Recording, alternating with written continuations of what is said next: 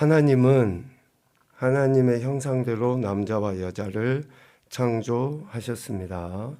남자, 여자라는 각각의 지위 또 역할이 다르지만 하나님의 형상대로 지음을 받았다는 것, 그 근거에 의하여 우리는 각각 다른 존재이지만 동일한 전인격을 소유한 피조물이라는 것을 성경에서는 우리에게 이야기하십니다. 그래서 남자와 여자가 결코 차별이 있을 수 없습니다. 서로 협력하고 또 하나님의 선하신 뜻을 이루어드리는 삶을 살아야 돼요. 그 가장 기본적인 자리가 어디입니까? 가정이에요. 가정. 남자와 여자의 결혼을 통하여 가정을 이루심으로 그 가정을 통해 하나님의 선하신 뜻, 목적을 이루어 갈 수 있도록 우리에게 기회를 주신 거죠.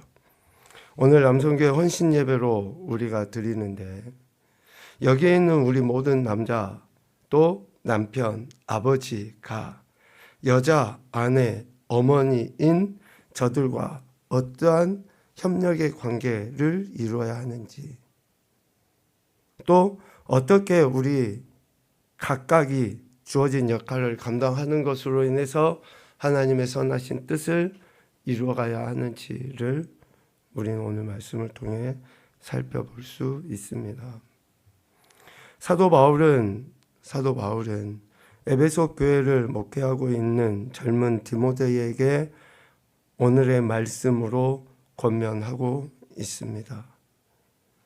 목회자인 디모데뿐만이 아니라 모든 성도들이 어떠한 신앙과 삶의 태도를 보여야 하는지, 각각의 지위와 역할이 다르지만 우리 각자가 어떠한 정체성을 가지고 어떤 삶을 살아야 하는지를 명확하게 가르쳐 주시고 있습니다. 첫 번째 생각해 볼 것은 우리의 정체성이에요. 내가 누구냐? 내가 어떤 존재인가? 라는 것을 먼저 인식을 해야 됩니다. 오늘 6장 11절에 보면 이렇게 시작합니다. 오직 너 하나님의 사람아 라고 디모데를 지칭해요. 더 크게는 모든 믿는 그리스도인들을 이렇게 부릅니다. 너 하나님의 사람아. 실질적으로 구약에서 하나님의 사람이라고 칭함을 받은 부류는 크게 세 부류예요. 왕, 선지자, 제사장. 이런 특별한 계층에 있는 사람들만 하나님의 사람이라고 칭함을 받았는데 신약에 와서는 예수 그리스도를 믿는 모든 사람들을 하나님의 사람이라고 지칭을 합니다. 특별히 베드로 장로는 이 하나님의 사람이라고 하는 우리 그리스도인들을 몇 가지의 즉 구약에 나와 있는 그런 직분과 연결시켜서 우리에게 가르쳐 주셔요. 베드로전서 2장 9절 말씀입니다. 같이 읽어보도록 하죠. 시작.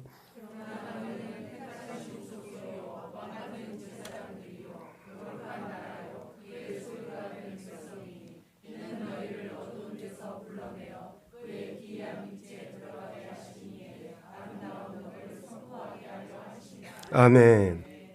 구약의 제사장, 선지자, 왕을 하나님의 사람이라고 했던 것을 베드로 장로는 이제 모든 믿는 성도들이 그렇게 하나님의 사람이라는 정체성을 가진 존재라고 이야기하고 있습니다. 오늘 저와 여러분은 하나님의 사람입니다.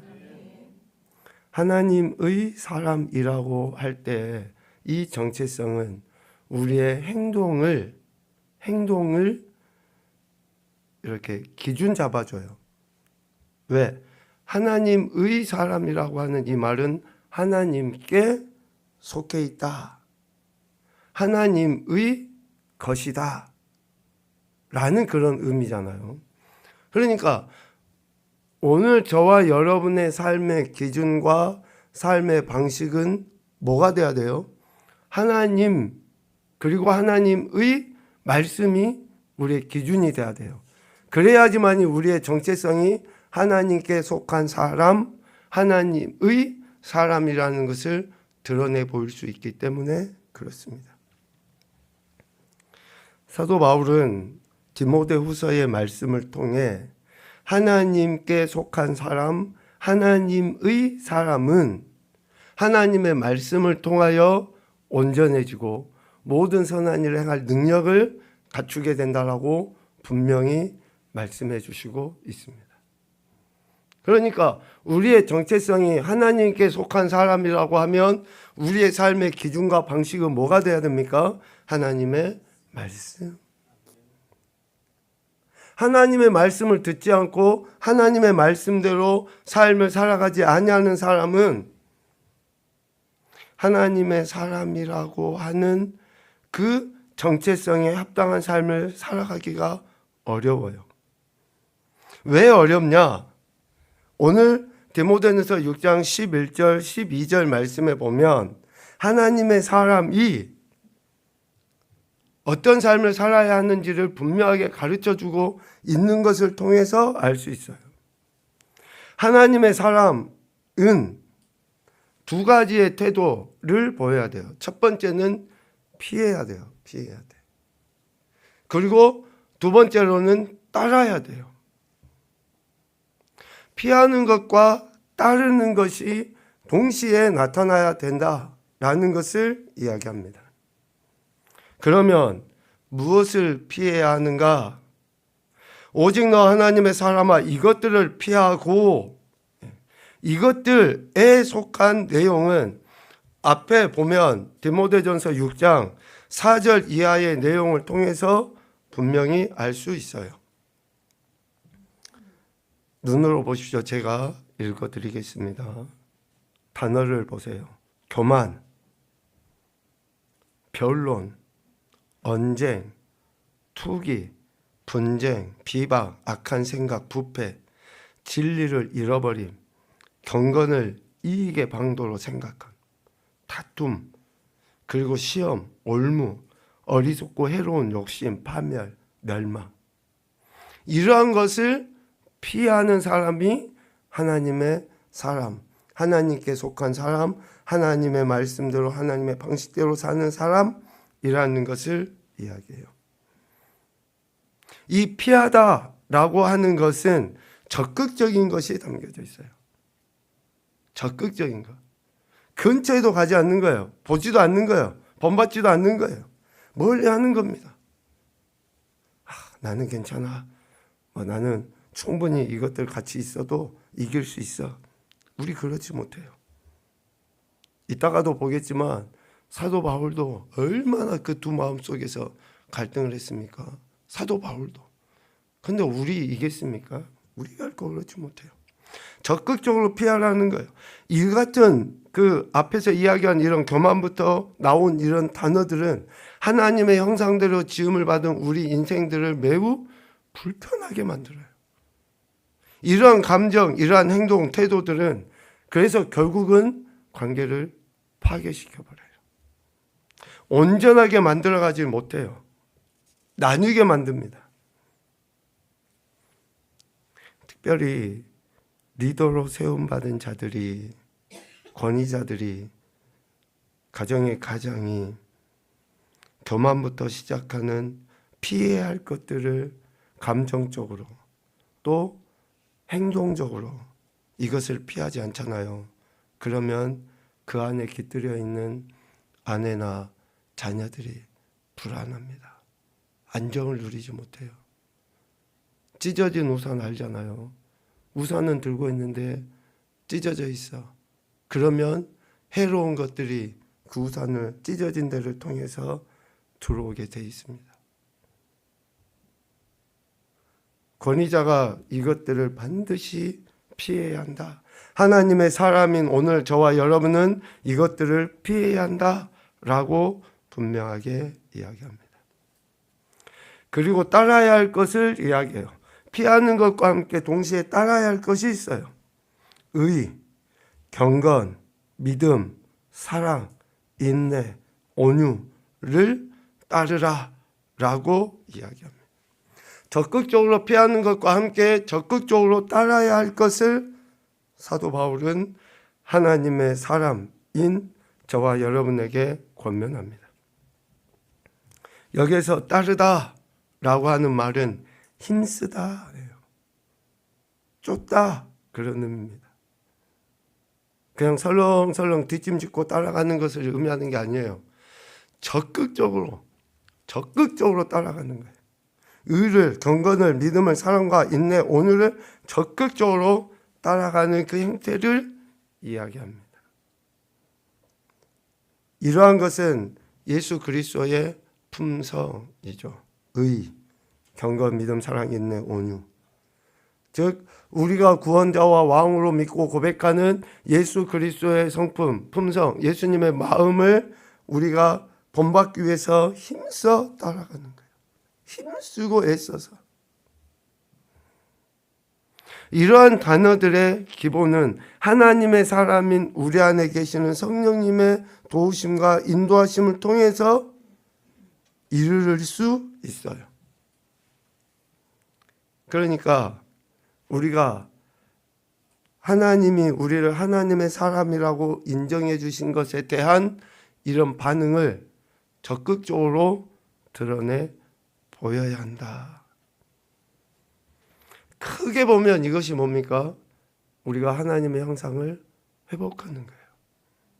어그러져 있고 파괴되어져 있는 하나님의 형상을 회복할 수 있도록 적극적으로 피하는 것과 함께 적극적으로 따르는 삶을 살아야 한다라고 이야기하시고 있습니다. 여기에 모여있는 저와 여러분은 하나님의 사람, 믿음의 사람인 줄로 믿습니다. 아멘은 했는데 아직 감이 안 오죠. 내가 하나님의 사람인가? 처음 태어난 아이들이 엄마 아빠인지를 몰라요. 그런데 자주 보고 자주 그렇게 아빠 엄마가 얼굴을 보며 이렇게 할 때 자기도 모르게 그 고백이 되어져요. 아빠 엄마라고.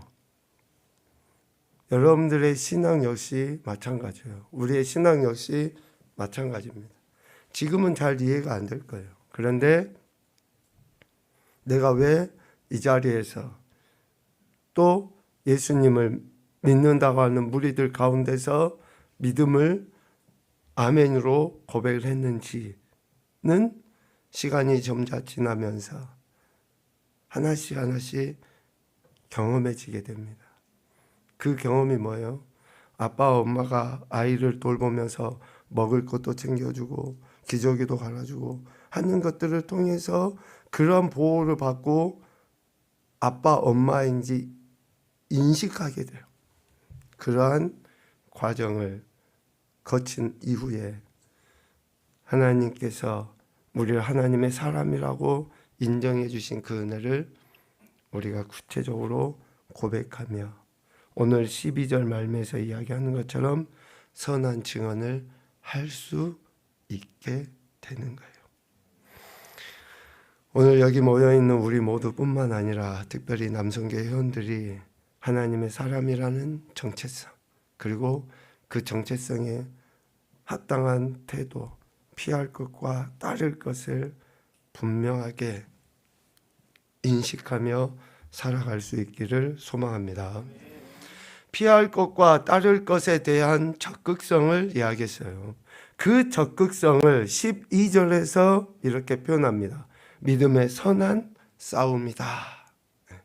믿음의 선한 싸움이다. 적극적으로 피하는 것, 적극적으로 따르는 것이 선한 싸움이라고 표현을 하고 있어요. 우리 하나님의 사람이 살아가야 할 삶의 현장은 치열한 싸움터예요. 영적 싸움의 현장입니다. 전쟁터예요. 끊임없이 전쟁이 일어납니다. 내적인 전쟁, 관계 안에서 외적인 전쟁, 치열하게 이런 싸움을 싸우고 있어요. 특별히 사도 바울은 자신의 그 내적인 그러한 그 싸움에 대해서 이렇게 표현했죠. 로마서 7장 22절 23절입니다. 보겠습니다. 시작.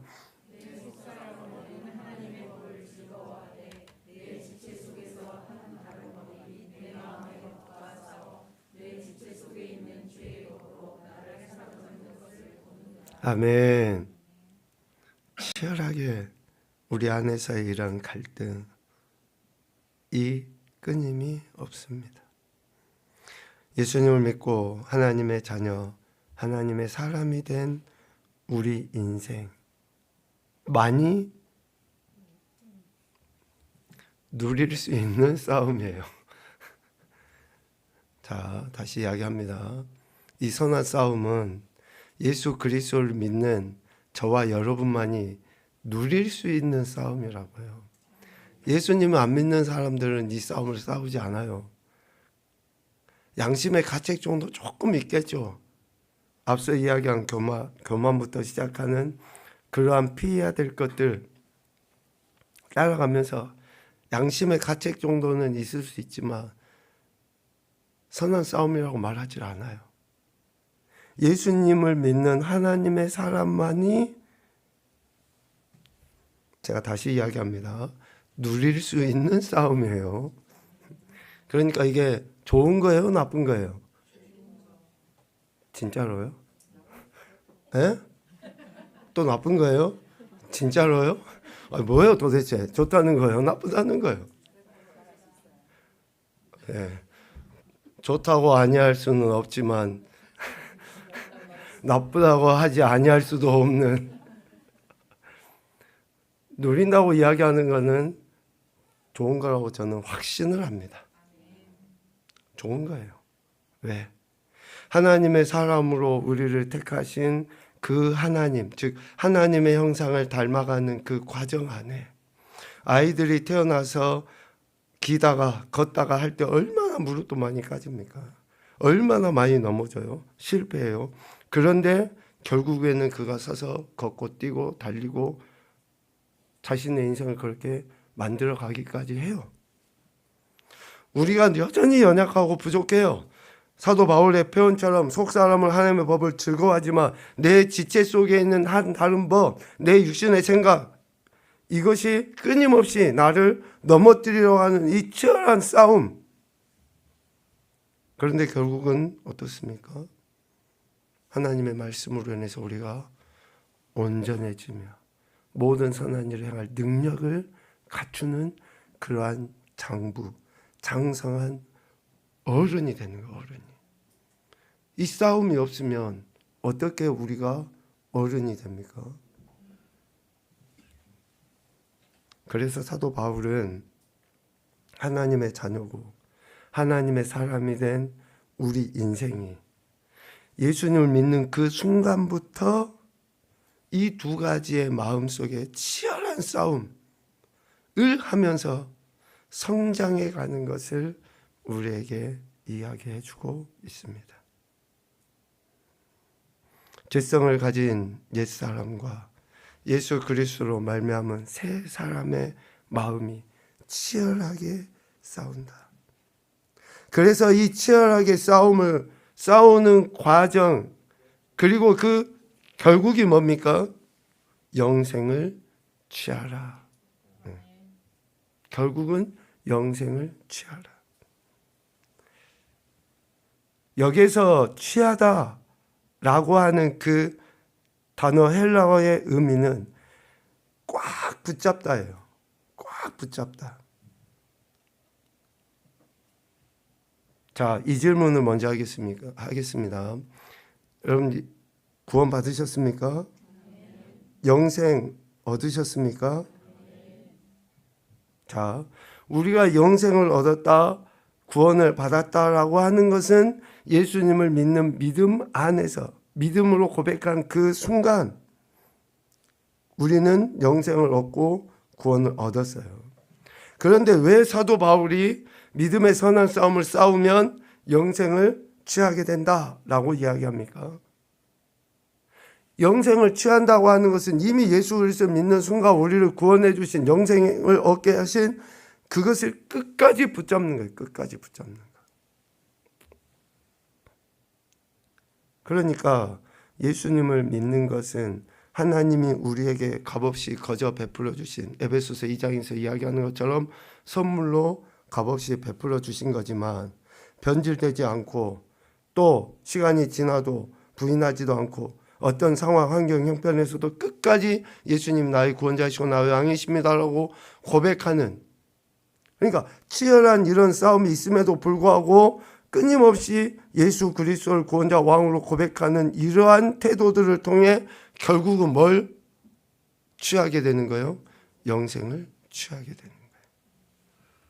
이 원리를 사도 바울은 설명하기 위해서 에베소서의 말씀을 가지고 우리에게 교훈을 해줍니다. 믿음의 선한 싸움을 싸우는 것은 그리스도의 장성한 분량이 충만한 데까지 이르고 세상 풍조에 밀려 요동하지 않는 것이다 라고 이야기해요. 에베소서 4장 13절 14절 같이 보겠습니다. 우리가 다 하나님의 아들을 믿는 것과 아는 일에 하나가 되어 온전한 사람을 이루어 그리스도의 장성한 분량이 충만한 데까지 이르리니 이는 우리가 이제부터 어린아이가 되지 아니하여 사람의 속임수와 간사한 유혹에 빠져 온갖 교훈의 풍조에 밀려 요동하지 않게 하려 함이라. 아멘. 보십시오. 왜 우리가 믿음의 선한 싸움, 치열한 싸움을 싸워야 하느냐? 이 싸움의 결국이 영생을 취하는 것인데 그 과정을 지나면서 어때요? 믿음의 그리스도의 장성한 분량에 충만한 데까지 이르는. 그래서 우리가 치열하게 싸우는 거예요. 싸우는 거. 내가 피해야 될 것, 그리고 따라야 될 것, 이것에 치열한 그 싸움을 싸워야 한다라는 것을 이야기해요. 그리고 이 믿음의 선한 싸움을 싸우는 것을 형상적으로 보여주는 말씀이 에베소서 4장 22절부터 24절까지 말씀이에요. 형상적으로 우리가 알기 쉽게 같이 보죠. 너희는 유혹의 욕심을 따라 썩어져가는 구습을 따르는 옛사람을 벗어버리고 오직 너희의 심령이 새롭게 되어 하나님을 따라 의와 진리의 거룩함으로 지으심을 받은 새 사람을 입으라. 아멘. 옛사람은 벗어버리고 더러운 옷은 벗고 새 옷으로 갈아입는 것처럼 우리가 믿음의 선한 싸움을 싸우는 것은 이걸 하는 거예요. 내 생각, 내 정욕, 또 앞서 이야기했던 교만, 부패, 진리를 잃어버린 이런 모든 것들, 이런 것들을 거부하고 의와 경과, 믿음, 사랑과 인내, 오늘을 적극적으로 따라가는 이러한 치열한 싸움을 통해 결국 우리가 영생을 끝까지 붙잡고 나가 주님 앞에 서게 된다라는 것을 이야기합니다. 믿음의 선한 싸움을 싸워가는 저와 여러분의 신앙과 삶이 왜 중요하냐? 하나님의 사람이라는 정체성에 합당한 삶을 왜 살아가는 것이 중요하냐? 이것은 우리가 이것 때문에 부르심을 받았기 때문에 그래요. 부르심을 받은 이유와 목적이 뭐예요? 이것 때문이에요. 이것 때문에. 믿음의 선한 싸움을 싸워서 영생을 끝까지 놓지 않고 붙잡도록 하기 위해서 우리를 부르셨기 때문에 그러는 거예요.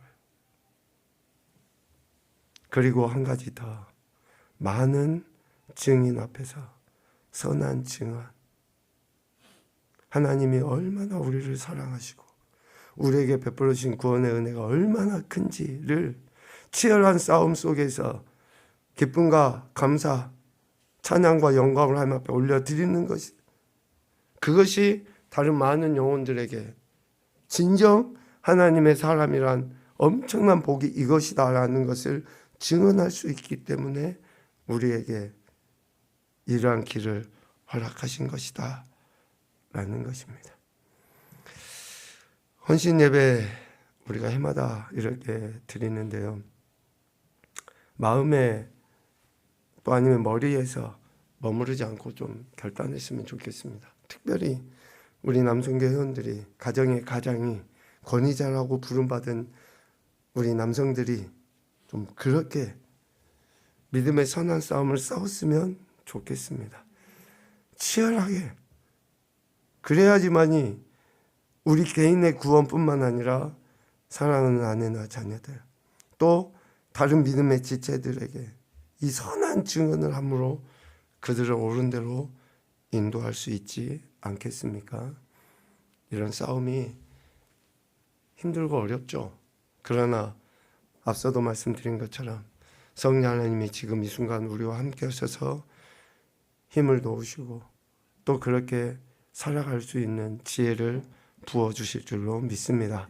하나님 말씀을 삶의 기준 삼고 살아서 믿음의 선한 싸움을 싸워 영생을 끝까지 붙들고 하나님의 영광을 드러낼 뿐만 아니라 사랑하는 모든 영혼들에게 하나님 나라를 증언하는 귀하고 복된 인생들, 우리 남성교회 모든 회원들이 되시기를 주님의 이름으로 축복합니다. 아멘.